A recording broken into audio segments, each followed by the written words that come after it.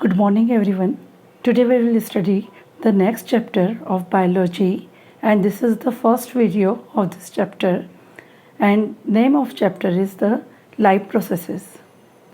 आज हम बायोलॉजी के अगले चैप्टर के बारे में पढ़ेंगे जिसका नाम है जैव प्रक्रम। जैव प्रक्रम यानी जैविक क्रियाएं या लाइफ प्रोसेसेस। इसको शुरू करने के पहले हमें ये मालूम होना चाहिए कि सजीव और निर्जीव क्या होते हैं। Before starting the life processes we should know that what is life और what is living and what is non living. As you know, whenever we move on the roadside, we see a dog running or a cow chewing cud or a man shouting loudly on the street. At that time, we automatically understand that these are living beings. जैसे हम सड़क पर जाते हैं तो यदि एक कुत्ता दौड़ रहा है या गाय जुगाली कर रही है या एक व्यक्ति ज़ोर से चिल्ला रहा है तो हम अपने आप समझ जाते हैं कि ये सजीव वस्तु हैं। उसके विपरीत यदि रोड पे हम एक पत्थर पड़ा हुआ देखते हैं या एक बिजली का खंभा देखते हैं या एक मोटर कार को चलते हुए देखते हैं तब भी हम ये समझते हैं कि ये निर्जीव वस्तुएं यानी नॉन लिविंग थिंग्स हैं। Then how can we understand that the one object is non living and some creature which is moving on the road side is living? तो उसके लिए हमें कुछ चीज़ों का ज्ञान होना आवश्यक है। For that we should know something which is related to the life processes or living beings. First we will take the growth. We know that each and every living organism can grow for a particular time period or throughout the lifetime. We will take the example of animal. The growth of the animal is limited. What is growth? Increase in the size and the number of cells, or in general word we can say that when a particular organism is growing height wise, at that time we say that child or person is growing. यदि हम वृद्धि के बारे में अध्ययन करें तो वृद्धि का मतलब क्या होता है? जब कोशिकाओं की संख्या और आकार में बढ़ोतरी होती है तो उसे हम वृद्धि कहते हैं। यदि हम जंतुओं के बारे में से समझें तो जब किसी व्यक्ति या बच्चे की लंबाई में बढ़ोतरी होती है तो हम कहते हैं कि उस बच्चे के अंदर वृद्धि हो रही है। दूसरा पॉइंट है गति एवं प्रचलन, that is movement and locomotion. We see that one organism can move from one place to another place, and that is known as the locomotion.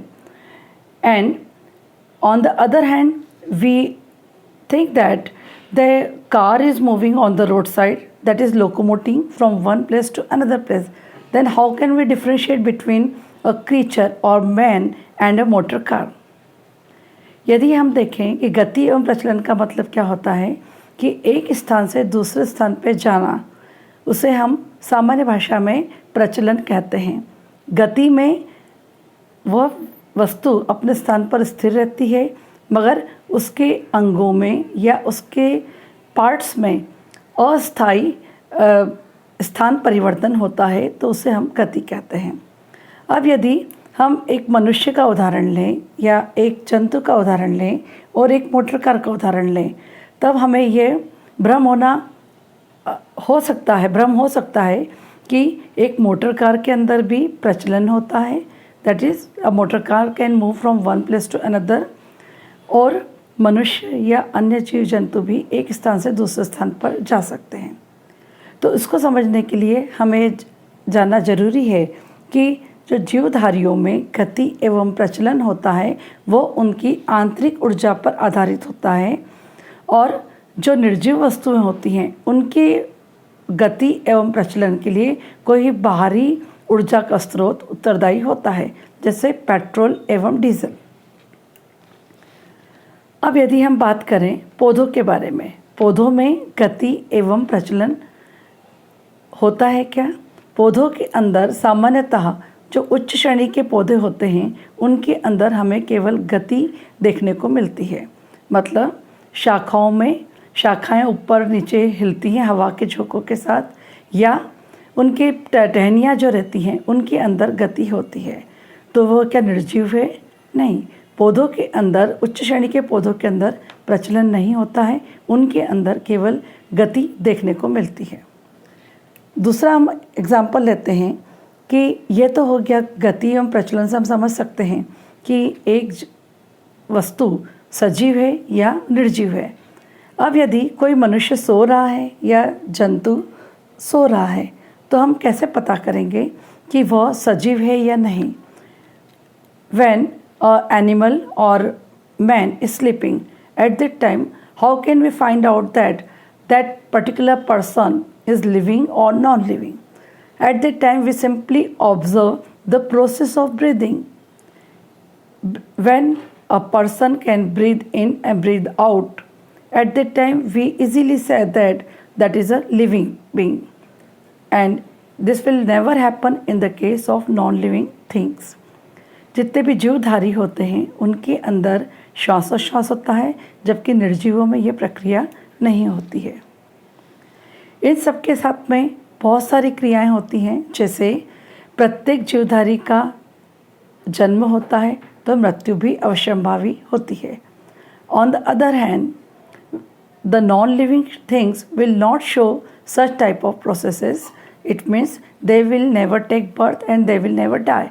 Their form can be changed. They may be broken into the small pieces. But the living organism take birth, they spend their lifetime, and when their lifespan is get completed, at that time they die. They reproduce also. जीवधारियों के अंदर प्रजनन की भी क्रिया होती है, जबकि निर्जीवों के अंदर प्रजनन की क्रिया नहीं होती।